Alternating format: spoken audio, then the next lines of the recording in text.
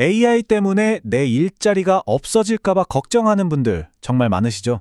오늘 바로 이 문제에 대해서 AI 연구 회사인 엔트로픽이 내놓은 아주 흥미로운 연구 결과를 가지고 한번 이야기해 보려고 합니다. 생각지도 못한 진실이 숨어 있을지도 몰라요. 네, 바로 이 질문이죠. AI가 내 일자리를 진짜 뺏어갈까? 정말 요즘 어딜 가나 이 얘기잖아요. 많은 분들이 불안해하시는 바로 그 질문. 오늘 한번 제대로 파헤쳐 보겠습니다. 그런데 말이죠. 놀랍게도 이 엔트로픽 연구가 뭐라고 하냐면요. AI 때문에 막 사람들이 일자리를 잃는 그런 대규모 실업대란은 아직은 없다는 겁니다. 좀 우회죠? 자, 그러면 진짜 현실은 어떤지 제대로 알려면 엔트로픽이 도대체 어떻게 AI의 영향을 측정했는지부터 알아봐야겠죠? 이게 그냥 이럴 것이다 하는 추측이 아니라 아주 새로운 방식으로 접근했거든요. 이 연구의 핵심 개념이 바로 이건데요. 관측된 노출도라는 겁니다. 이게 뭐냐면 그냥 AI가 이 일도 할 수 있네? 하는 이론적인 가능성만 보는 게 아니에요. 그걸 넘어서 그래서 진짜 회사에서 이 AI를 얼마나 쓰고 있는데 이걸 따져보는 거죠. 훨씬 현실적인 지표라고 할 수 있겠죠. 자, 그래서 이 관측된 노출도를 기준으로 봤을 때 AI에 가장 많이 노출된 직업들이 먼저 한번 볼까요? 바로 컴퓨터 프로그래머, 고객 서비스 상담원, 데이터 입력 전문가 같은 직업들이었어요. 어때요? 여러분이 생각했던 거랑 비슷한가요? 아니면 좀 다른가요? 그렇다면 이런 직업을 가진 사람들은 과연 어떤 사람들일까요? 여기서 정말 의외의 결과가 나옵니다.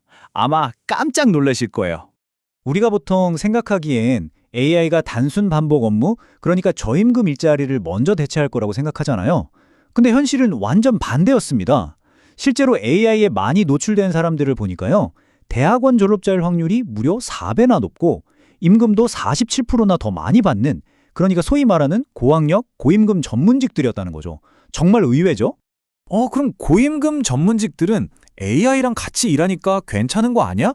라고 생각할 수도 있는데, 하지만 그렇다고 안심하긴 이릅니다. 왜냐하면 이 데이터가 물밑에서 벌어지는 훨씬 더 미묘하고 좀 걱정스러운 현상을 보여주고 있거든요.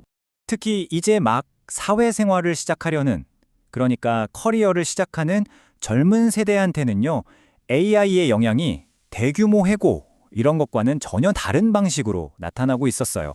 바로 이 숫자입니다. 마이너스 14%. 이게 과연 뭘 의미하는 숫자일까요?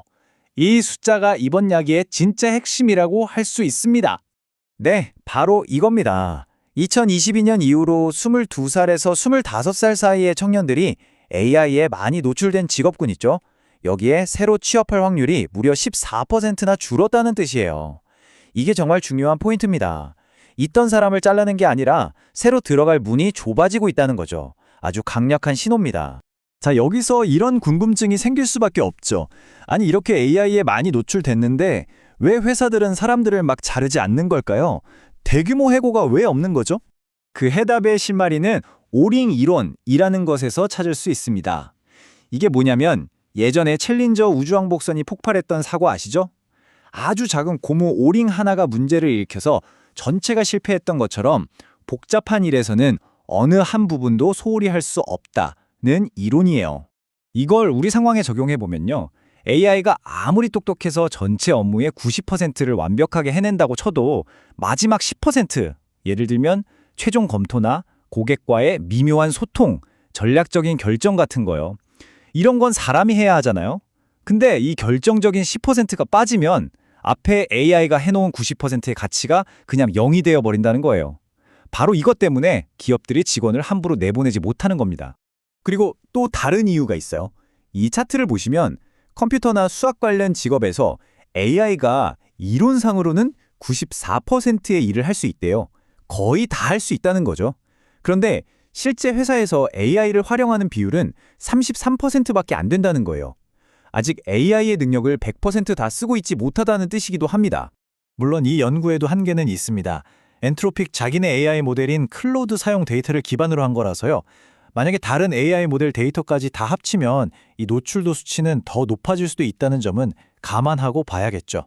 자, 그럼 지금까지의 상황은 대충 알겠는데 진짜 중요한 건 미래잖아요. 앞으로는 과연 어떻게 될까요? 이 부분에 대해서는 전문가들 사이에서도 의견이 좀 갈립니다. 이 연구를 진행한 엔트로픽의 CEO는 좀 비관적이에요. 1년에서 5년 안에 주니어급 화이트 칼라 일자리의 절반이 AI로 대체될 수 있다고 경고하고요. 반면에 엔비디아의 젠슨 황이나 오픈 AI의 샘 알트먼 같은 사람들은 걱정 마라. AI가 우리가 상상도 못했던 새로운 일자리를 만들어낼 거다 라면서 기회에 더 초점을 맞추고 있죠. 정말 상반된 두 가지 시각이 공존하는 겁니다. 하지만 이 연구가 우리에게 던지는 메시지는 꽤 명확해 보입니다. AI가 가져올 변화는 어느 날 갑자기 들이닥치는 쓰나미 같은 게 아니라는 거예요. 오히려 우리가 인터넷이라는 기술에 서서히 적응해 나갔던 것처럼 아주 점진적인 전환이 될 거라는 거죠. 결국 이 모든 이야기를 종합해보면 우리가 던져야 할 진짜 질문은 이게 아닐까 싶습니다. AI가 내 일자리를 빼앗을까가 아니라 AI가 당연해진 이 시대에 내 커리어의 첫 단추를 어떻게 꿰어야 할까? 특히 사회초년생이라면 이 질문이 더 무겁게 다가오겠죠. 여러분은 이 질문에 대해 어떻게 생각하시나요?